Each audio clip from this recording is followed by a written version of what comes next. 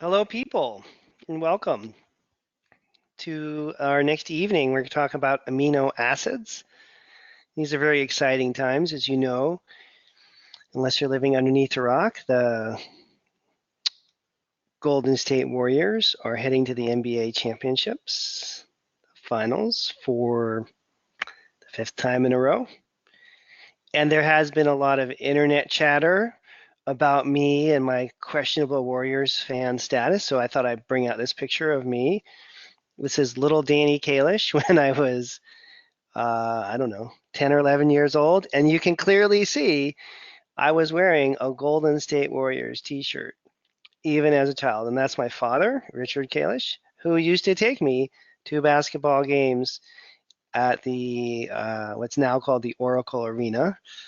And my dad and I we didn't do a lot of sports stuff together, but he really, really liked basketball. So anyways, I've been a basketball fan my whole life. The Warriors were great when I was a little kid. They had a 40-year period where they were horrible. So we are very excited that they're doing well again. And no, it doesn't get tiring to watch them go to the finals every year. Someone asked me that the other day. I was like, nope, this is just really good stuff. Okay, so now we're going to have to get a little serious here, and we're going to talk about the next phase of things. So let's take a look and see here. Could someone raise their hand if they can hear me? I just want to make sure my sound is working. Sometimes I get like 10 minutes into these things and I realize, oh, my sound is not working. Okay, thanks, Louie. You guys can hear us good. Yeah, we have, all these are recorded. So, if you can't find out where the recording is, just go ahead and just let my office know and we'll get you a copy of the recording. So I just want to talk a little bit about the last session that we did, which, in case you missed it, you can go back and listen to it. The last one was on fatty acids. I'll just show you a few little things about that here. Let me get this cleared up. And then we have another one in this series coming up next month too. Today we're going to talk about amino acids. But I just want to show you a little bit on fatty acids so we kind of refresher. Omega-3, omega-6, we talk a lot about how important they are for cell membrane integrity. In terms of treatments, like why do people use them? Things like depression, anxiety, immune system problems. I mean, any kind of inflammatory condition. Very, really important to have a good balance of those guys. And then tonight we're going to kind of skip over and I'll show you the labs here that we're going to look at. And we're going to focus more on amino acids. All right, so sorry, I have to clear my screen a little bit here so I can see better. There we go. All right, so, and there are so many things to say about this, but I have a bunch of notes here. So I want to try to cover some pretty big picture things. Let's look at the actual test for a moment first, and then we'll loop back around and talk about why this is so important. So this is what a test looks like when you're looking at amino acids. You can see essential amino acids come first. And they have these complicated names: lysine, methionine, tryptophan. They categorize them also, like there's branched chain aminos, essential aminos, non-essential aminos. There's a lot of fancy terms. And then here's another category. They look a lot at B6 in relation to amino acids because B6 is required for you to use amino acids properly. So you could have all the amino acid supplements in the world, and if you don't have enough B6, you're going to have a lack of function. Vascular function, they're important for your heart. Neurotransmitters are important for your brain. Sulfur amino acids are important for detoxification. They're basically the building block of every protein in your body, right? So they're very important for ammonia detoxification, and that has to do with the breaking down of protein itself. And it just, the list goes on and on, right? We use them for muscles, we use them for gut lining, you use them to make all the chemicals that are shooting around in your brain and they're everywhere. So you also use amino acids, interestingly, to produce, to create DNA. That sounds pretty important, doesn't it? Maybe a little bit more important than muscles. And then there's a bunch of these ratios and stuff. We can get into talking about the specifics in the labs in a minute if you want. And that's the portion of the test. So I'm just going to skip just for a second, and I'll show you, these are minerals we're not going to talk about tonight. And then the last class that I did earlier, we talked about fat-soluble antioxidants. Remember that? Just a little refresher. And we talked about fatty acids and how important they are, omega-3 and omega-6. Okay, so let's jump in and look at amino acids now and get a sense of how broad these tests are, how many different things you can look at. It's pretty amazing stuff. So let's take a look. And I thought I would start with something that's a little depressing, but it's true, so we should deal with it. And the depressing but true thing is that, and as you can see this research article I just grabbed, sarcopenia is a predictor of all-cause mortality among older nursing home residents. Systematic review and meta-analysis. The meta-analysis is when they look at, many studies, dozens or hundreds, sometimes of research studies, and they kind of analyze what the summary, what the take-home of all that is.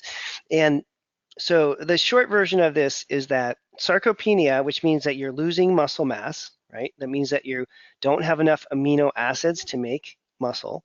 Sarcopenia, the loss of muscle mass, is the leading cause or the leading predictor of mortality. Mortality is a fancy way of saying when you're going to die. So in other words, when they look at people, the more muscle mass that you have lost, the more likely it is you're going to die soon. So amino acids are really important just for survival, even when we're talking about something that seems not so critical to your survival like muscle tissue. So in other words, if you lose a lot of muscle tissue, it's very likely that that's going to accelerate your demise. Okay, so if for no other reason than you want to stay alive for a long time, you want to have plenty of muscle tissue, and that is completely reliant upon amino acids.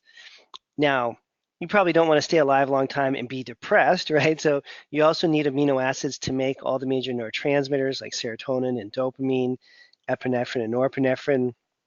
You need amino acids to detoxify, to get rid of all the bad stuff that comes into our bodies, chemicals and heavy metals and whatnot.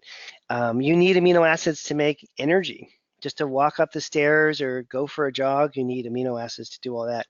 And so it's a really critical nutrient category to have, okay? And then there's something else, and this wasn't so well explained to me earlier in my career, so I thought maybe I'll just explain it for a second here. There's a different part of the test, but it's very important to amino acids. And here we go.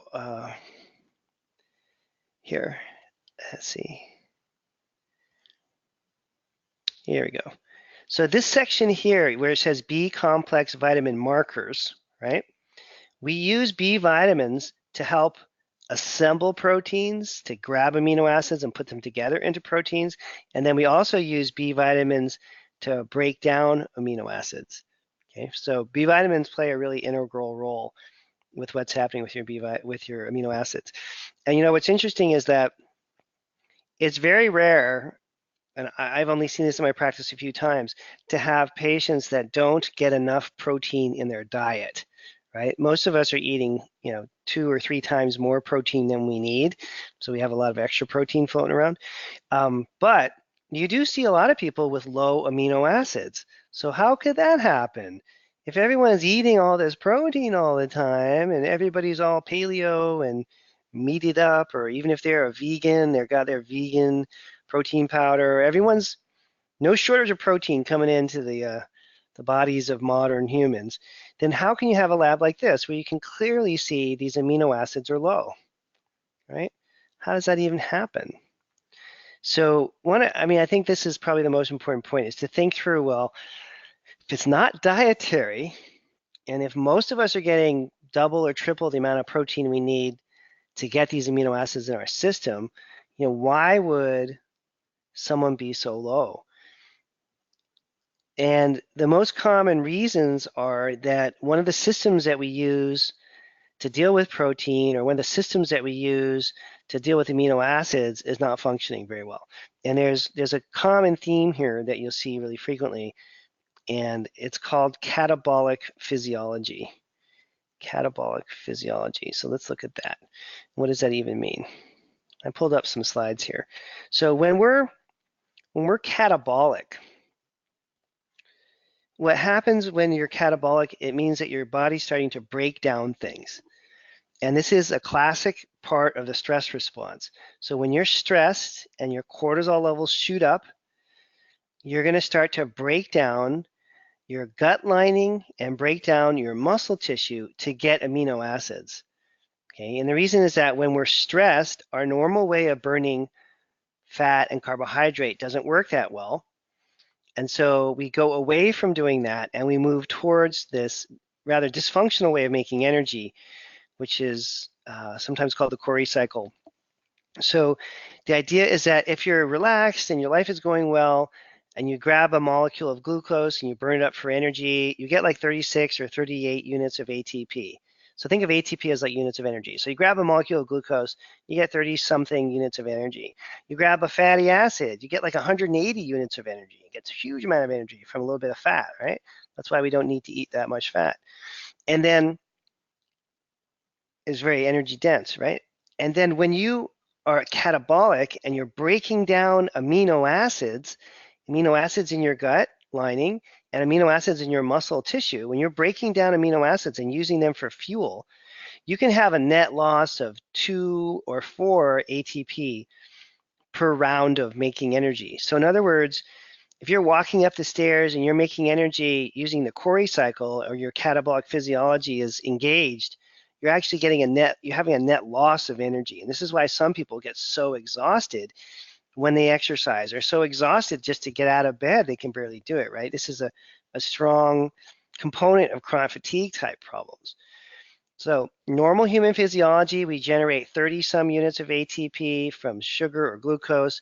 We generate 180 some units of ATP from molecule of fat, but we can have a net loss of 2 or 4 units of ATP, depending on how you count it, a net loss by making energy, right? So no wonder why people end up so tired. And so with catabolic physiology, right, and here's a little thing on the Urea cycle. With catabolic physiology, you're basically breaking down your own tissue in order to get energy rather than getting energy from your food. Okay, and the longer that you do that, the more dysfunctional that system becomes, the more likely you are to, be in a breakdown state. And you'll see amino acids lowering, right, as your body's just chewing through things. Basically, you're like literally chewing yourself up. And then you can also see some of these others, like for example, I'll show you here. Other amino acids. There's some really good ones in here. Here under neurotransmitters, you can see where it says tyrosine, right? So tyrosine specifically is used up. We burn through tyrosine when we're stressed a lot. Okay, the same thing can happen with tryptophan. Tyrosine is how we make the catecholamines, things like adrenaline and sometimes called epinephrine or dopamine. Norepinephrine, right? All these chemical compounds that are stimulating for us. When we're stressed, we use up a lot of them, and tyrosine can deplete. You also need tyrosine to make thyroid hormones. Tryptophan can get depleted when you're really stressed as well. All these neurotransmitter precursors can start to drop if a person is stressed enough. And then you'll see another factor here of why someone might be low is a bunch of these amino acids. The sulfur-containing amino acids are related to glutathione. And glutathione, as many of you know, is the body's main antioxidant. It's the body's main protection system. It's the body's main way of defending itself against all the bad things that are happening, chemicals, heavy metals, etc. And so these sulfur amino acids all are glutathione related, methionine, cysteine, taurine, okay? And so when the body is forced to detoxify constantly, you can start to lose sulfur-containing amino acids. So in other words, it can be a usage-related issue that depletes these amino acids rather than a lack of getting them in your diet. Could also obviously be a digestive problem, right? That could cause a depletion of these amino acids. And once they're low like this,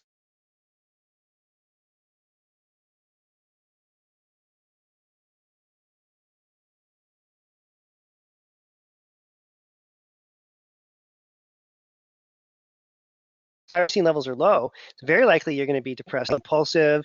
They get little shakes. They start to have tremors. With low tyrosine, people get really weird with food. They get hungry all the time. Even though they eat a healthy meal, they're still hungry. They have trouble getting to sleep, trouble relaxing, a lot of trouble turning their mind off. The mind is racing, their thoughts are racing. When tryptophan levels drop, people have trouble sleeping.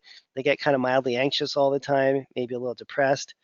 And again, when the sulfur amino acids run low, you can't clear toxins. Toxins will build up in the system, and you can have a lot of problems in relation to chemicals and heavy metals. So these amino acids are super, super important for a variety of reasons. And you can see this test. And I just had my staff pull some random tests here. These are just ones that are new in my practice, so you can see. And like, for example, this particular person is low in a lot of these amino acids. Like, look at the branched chain amino acids are low, isoleucine, leucine, and valine. So those are the ones that you make your muscle tissue from. So that's what I was saying earlier about being catabolic, right? If you're breaking down muscle tissue for fuel, you could have these amino acids run low, and then it'd be really hard, even if you're in the gym all the time, to build muscle. And why is that important? Not so you can be super strong and push things around, but because loss of muscle mass, is potentially life-threatening and one of the major causes of risk factors for mortality, right? We talked about earlier. So these things are not like idle, they're pretty important. You can see this person also had, let's look at the groups that are low here. You get a sense of how important some of this stuff is. Vascular function, you can see arginine was low, so that's going to interfere with your blood vessels functioning properly, put you at higher risk for cardiovascular disease. And then you can see on this person, phenylalanine and tyrosine were low, tryptophan and glutamate were borderline low, so a lot of depletion with the neurotransmitters. That's going to cause a lot of cognitive problems that I talked about earlier. And let's skip through and I'll show you. This is one of my new favorite ones. This is really interesting because I didn't know as much about this until recently. But you can see the Urea Cycle and Ammonia Detoxification. Again, that's run by arginine, citrulline, ornithine. These are all different amino acids. And so when your body's breaking down dietary protein, what part of the thing that happens in the urea cycle is that we release ammonia. And what's supposed to happen is your body just handles ammonia and kicks it out. And if you're depleted in amino acids, it's very hard for your body to break down and get rid of ammonia. And ammonia can build up and go into your brain, which is not a good thing. It causes really intense brain fog and memory problems. So again, these detox pathways that these amino acids run are absolutely critical. Also related to bone growth and collagen. This one is pretty interesting. You can see that beta-alanine is high on this particular person. That shows that they're breaking down a lot of tissue, which is not something that we want to do. You can see histidine is low. If you've ever heard of histamine, right? So histidine being low, puts you at risk for developing different types of arthritis later in life. And histidine being low interferes with histamine, and that can create allergies and all those kinds of things that you associate with histamine reactions. Super, super important. Let's look at another one here so you can see. I think part of this also is just seeing a volume of these tests so you can get a sense of why they're important. Oh, and then as I mentioned earlier, when you're looking at amino acids, you also always want to look at your B vitamin status because B vitamins are going to help you both build up and break down amino acids into proteins. So they're important. B vitamins are a very important part of this, okay? B12, B6, all the B vitamins. Oh, here, and you can see on this particular person we just talked about, these are the markers for dopamine, epinephrine, and norepinephrine. So we saw that low tyrosine. Then you also see confirmation that the neurotransmitters themselves are low. Okay, just another way of confirming what we already knew.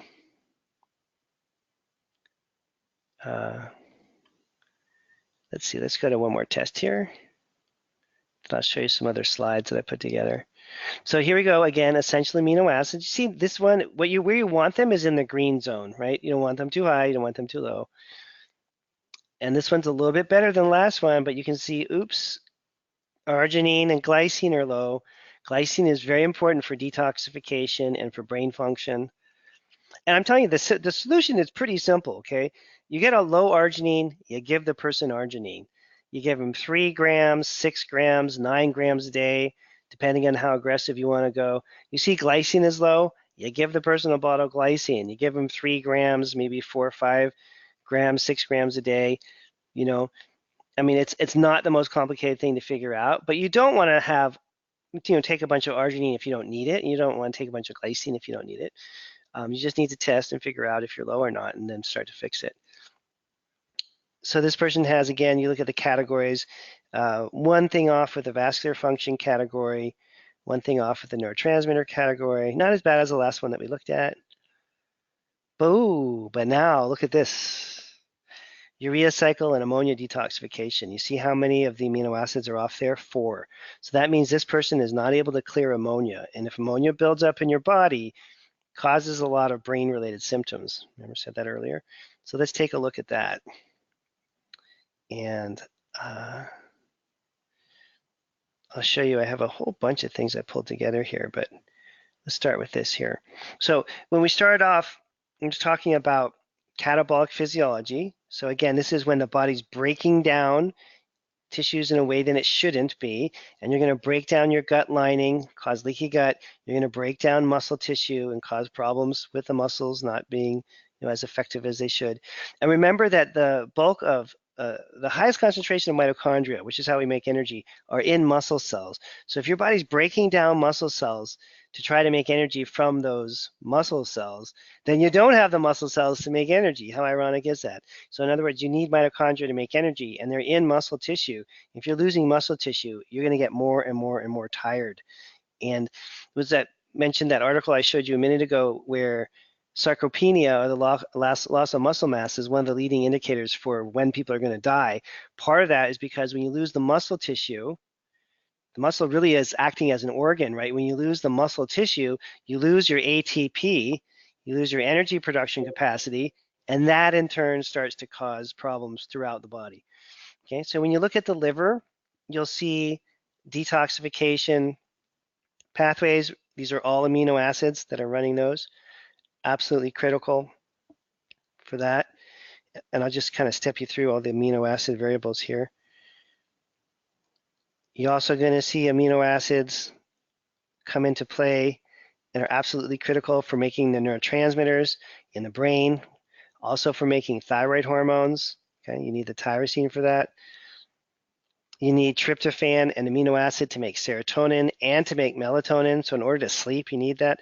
In order to make energy itself, ironically, you need a lot of amino acids. Go figure. You don't need amino acids to make progesterone or estrogen. So, and then here's an example of a gut lining that's getting damaged, right? So as we become catabolic, we break down these gut lining tissues, and we free up amino acids that we need there. But in the long term, that becomes a really negative cycle. All right, so let me show you here. I've got I think I've got the other cycle here I wanted to show.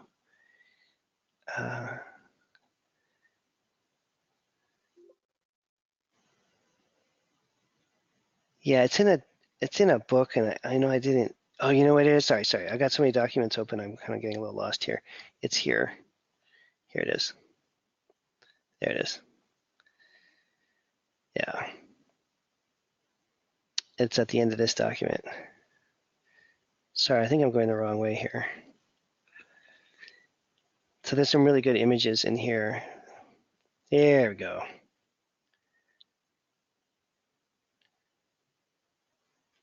Oh, now here's some of the things that we were just talking about. There's your histidine. Remember we were just talking about that? And it's histidine in relation to methylation. Many of you know that term if you have read a lot about this area. And it's specifically in relation to folate. Remember how I was saying that you need B vitamins to make these amino acids work? Again, here's your tryptophan with serotonin. You can see B6 is right in there. So if you don't have B6, you're not going to be able to make your serotonin properly, even if you have enough of the amino acids. Here's another sulfur-containing amino acids that we mentioned. These you should be familiar with. You should know some of these names, or if not all of them. Methionine, super important. Cysteine, and those are these pathways from which we form glutathione. Okay, and then taurine is essential. And look, you see B6 again. So you have to have the B vitamins and the amino acids to run these detox pathways and to protect yourself from environmental toxins. And then here's the pathways for amino acids producing neurotransmitters, right? These are phenylalanine and tyrosine going on to make thyroid and dopamine, norepinephrine and epinephrine. I mean, you literally wouldn't be able to think or feel without amino acids. If all the amino acids were stripped out of your body, well, you'd probably be dead before you even hit the floor. But you just they're absolutely essential for all the things that we take for granted in our lives. And here's a nice a pairing of glycine and serine. Again, glycine is really important for detoxification. And here's the one I was just talking about, that last one we just looked at, where the detoxification of ammonia wasn't working really well. So you can see in green, citrulline, ornithine, arginine, these are the amino acids that run the urea cycle. And if you don't have enough of them, then ammonia is going to build up and become highly toxic. Okay, and that person that we just looked at a minute ago was low in all these. Let me cut back over there so you can see what the heck I'm talking about here. See, arginine, glutamine, asparagine, aspartic acid, these are low. Okay, and when we go over to the pathways, sorry here.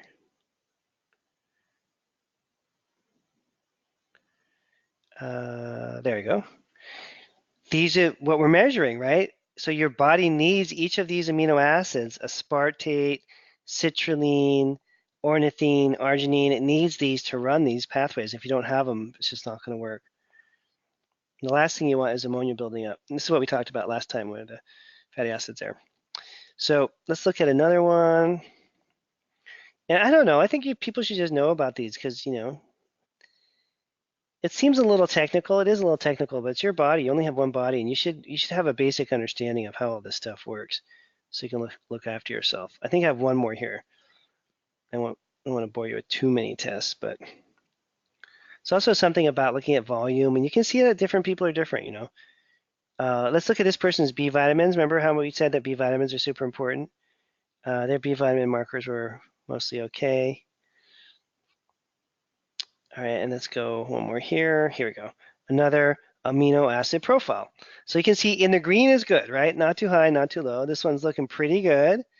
Hey, oops, there we are again. Rats. Arginine, glycine, low. Same thing we just saw in the last person. How hard is this to fix? You get a bottle of arginine, you get a bottle of glycine, you take them for 6 months, and you do the test again. When the levels are normal, you stop. None of these supplement recommendations I talk about are forever, right? These are all short term until you get these things fixed. Short term is 6 months, 12 months, something like that. We got the B vitamin markers, and then we're seeing our arginine again. Not nearly as bad as the first one, right? Most of these are in pretty good shape. There's just a few that were off there, so not nearly as bad. But again, same thing that we saw in the last one. When you look at the individual amino acids, you're thinking, oh, that doesn't look that bad. But what the lab does on the reporting is they also group them. So they take those various amino acids and they categorize them. Okay, so out of all the amino acids that run your ammonia detox, oops, 3 of them are off. So it didn't look that bad when we were just scanning it. Most of the amino acids look pretty good, but this is why the lab companies group them, right? When you group it by function, you can see, well, gosh, there's 6 amino acids that run detox for ammonia, and 3 of them are low. How well do you think that system's going to work? And remember, it's this system right here. So think of it this way, like if you have a chain, like a bicycle chain that you would lock your bike up, with, and it had 6 links, and you want to lock your bike up, and 3 of the links were broken. How well would that lock work? Not very effective, right? It's the same thing with a pathway like this. If you have a pathway that involves 6 amino acids and 3 of them are low, there's no way it's going to function normally. So ammonia is going to build up, and most of the time, people start to have cognitive symptoms. They get really tired or really spacey, or they just don't feel very good from all that toxin buildup. Let's see. And then the glycine is extraordinarily low. And glycine is really important for detoxification too. And proline is important for healthy bones and collagen production. And let's look at this person's B vitamin. And magnesium is low. So often on these tests, I almost feel like we should all be taking magnesium, but you should probably test before you take it. But out of all the, if I think about like the last year, one of the most common and super important things that I see low is magnesium, and very common deficiency. And it's probably one of the few things you could take even if you don't have a test. This person is low in omega-3s, so they need some omega-3s too, some fish oil. But let's, the back here, the end here are the B vitamins. The B vitamin markers were pretty good, except for fig glue, number 21, and that's a marker for folate. Remember we talked about folate a minute ago, so folate is really important for amino acids to work properly. So this person needs some folate. All right, and that's the end of those. And I have another series I pulled together for you here, so you can see like what a more complete picture is. There's a patient that we just had in one of my classes the other day, fighter pilot, F-15 fighter pilot. You know, she is 33 years old. I don't think there's a whole ton of F-15 female fighter pilots, so she's probably a pretty intense person. I imagine that was a hard thing to pull off as a woman. And we always run a series of tests, right, to give you some background. So we do the adrenal test, the HPA axis. Remember I talked about amino acid catabolism, the breaking down of amino acids happens when cortisol levels are out of balance. So the more out of balance your adrenals are, the more likely you are to break down amino acids and to be in trouble. And so when you think about like the need for amino acids, oh, and I have a list here I want to go through. Like how much protein do you need? How much fat do you need? What level of amino acids should you supplement with? Well, obviously I'm into doing the testing, but if you're not able to do the testing for some reason, then you want to think through things. The sicker and more damaged your gut is and the overall less healthy you are, in general, the more protein and amino acids and fat that you need because you use amino acids primarily for rebuilding and repair. As people get healthier and healthier, my general experience is that they need less and less amino acids. They need less and less dietary protein.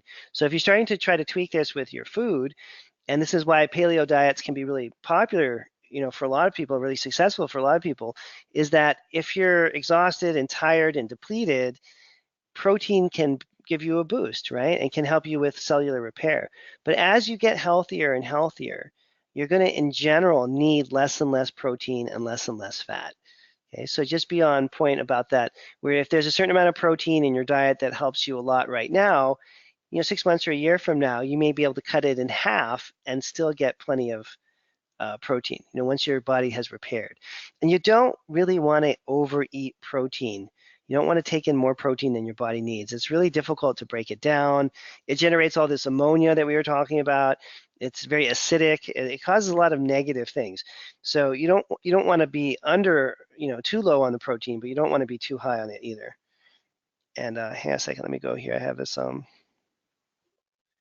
little notes here so I don't forget because I want to try to talk about mTOR if we have the time.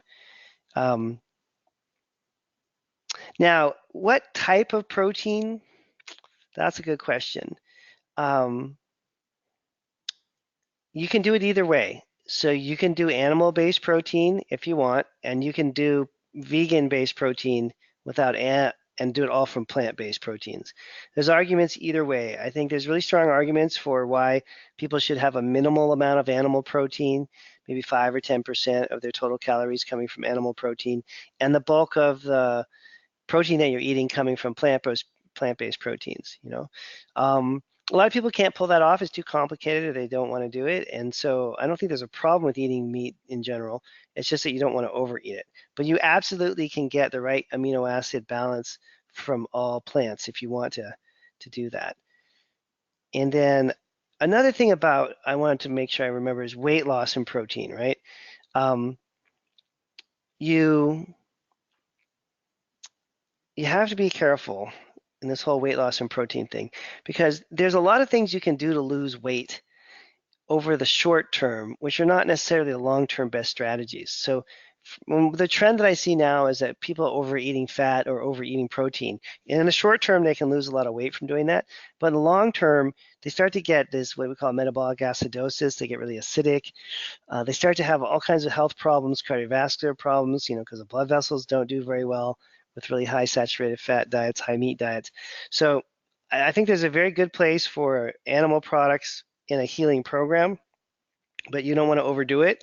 And if you want to go completely vegan or vegetarian, you can absolutely get enough protein that way too, okay? So that is not a problem. And I see a lot of super healthy people do that. I see a lot of super healthy, unhealthy vegetarians too, right? It's no guarantee just because you're eating vegetarian food, you're gonna be healthy. So again, when we're doing the complete assessment, we look at the adrenals and we're thinking through that because of the catabolic connection, right? Then we always check the gut. Why? Because you want to make sure the person can digest and absorb dietary protein, and people can have parasites, bacteria, yeast.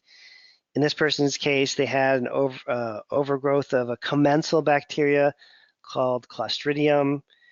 Bacteroidetes, Firmicutes were a little high. And they had some of these negative bacteria here, these dysbiotic bacteria like Morganella. Sometimes those are treated, Provotella. Those are ones that can be harmful. So you want to take into account, the status and function of the stress response, status and function of the gut, and then we can look at amino acids, okay? So that's a complete workup, just so you can see it real quick. Again, let me do that again. This is what we do in my classes. This is what I do in my clinic. An adrenal panel for the stress response, totally relates to what we're talking about tonight. The gut testing, so you can see what's going on with the gut. And then we also include these ion panels. So let's take a look here. In this particular one, the doctor circled all these that are low. This, again, arginine, glycine, serine, threonine, and when we look at how do those impact the body, okay, vascular function, there's a problem. Transmitter precursors are doing pretty well there. Not a huge thing going on there. Oh, and look, the detox amino acids are doing okay too. Not a whole lot going on there. The phase 2 detox ones. But here we go again. I swear I didn't pick these on purpose. Another set of labs with the ammonia detox as an issue. Crazy, right? I mean, who would have thought that your body couldn't get rid of ammonia? But you see the low arginine and the low glutamine, and you remember, let's go back and look at this one more time because it's so important. It's the urea cycle. It's how you detoxify and get rid of ammonia, okay? And if the ammonia isn't able to be cleared, it builds up, you're going to have a major health crisis. That is not a good thing to have building up in your system. Let's see here. Are we back in the right place? Yeah. Wait a minute. Let's just make sure I got the right one. Yeah, this is the right one. Okay. Got so many windows open. And let's check out, this is a cool one, methyl histidine related to muscle tissue. They also have these ratios.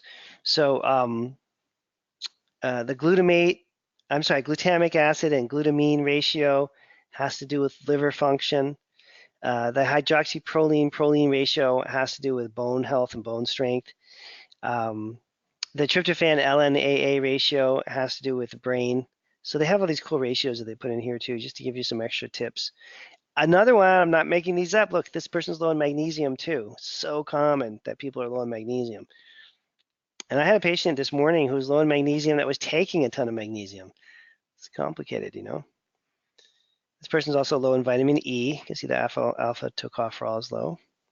And I want to skip down and go to the omega-3s are okay. The omega-6s are okay. And let's skip down and look at a totally random factoid. Odd chain fatty acids are a little high. That usually means there's a biotin or B12 deficiency. And let's look at the B vitamins here.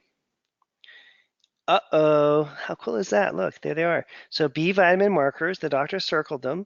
Xanthuronate high and beta-hydroxy isovalerate high. Oh, and look, he even wrote in the margin there, B6 and biotin. Yay! So when xanthronate is high, it means you're low in vitamin B6. Remember, you need B6 to make all these amino acids work. And when beta hydroxy isovalerate is high, it means that you have a deficiency of biotin.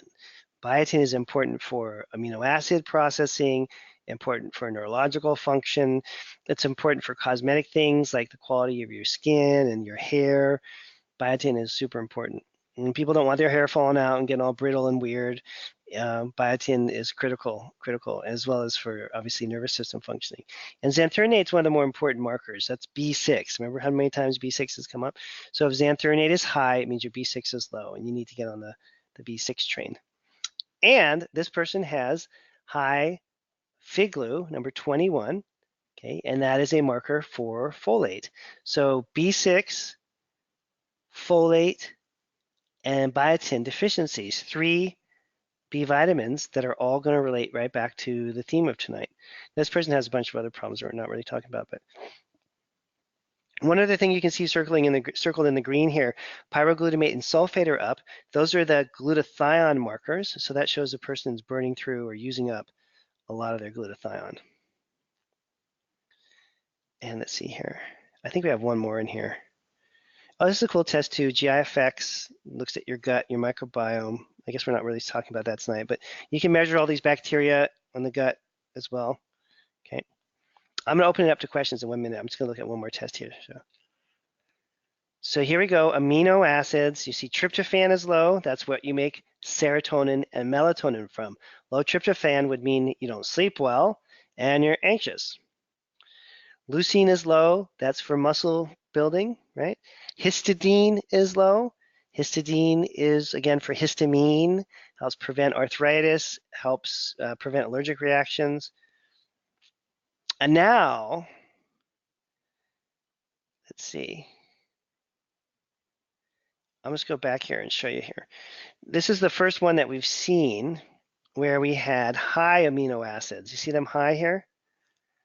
So now, of course, you would ask the person, do you eat a ton of protein? You're overdoing protein powders. You're getting too many amino acids. Most often, the answer is that it's not dietary. We use B6 to break down amino acids. And so oftentimes, if you see a cluster of high amino acids, it simply means the person needs some vitamin B6. Now, sometimes you'll see labs where they're all high. Literally, every single one is high. And let's go and we'll look at the end here where the B vitamins are, because we're trying to tie in the B vitamins, right, with the amino acids in our brain. So you don't forget that one. And the B vitamins look okay here. Yeah. So there's some indicators that show a need for B6, some that are kind of contradictory to that. I'm not really sure what's going on, to be honest. That would take some more investigation, probably. So let me open it up and see if there are any questions that have come in about amino acids and testing and why I think this testing is so important. I'm trying to run these labs on every new patient now. Not everyone wants to do them or can afford them, but I think they're well worth it. This ion panel costs around $700, which for the amount of information you get, I think is a screaming deal. Let's see. We got some questions here. All right. Oh, where can we find the article with the pathways? Yeah, I can, you know what I can do for Julie here? Because I just learned about this feature, I can drag and drop a file. So I can give that document to all of you right now. How amazing is that? Hang on a second. Let me find the document and I'll upload it. And you guys should be able to, there should be a little download thing that you see there somewhere. And you should be able to download that document easily. Except for now I can't find it. Where is it?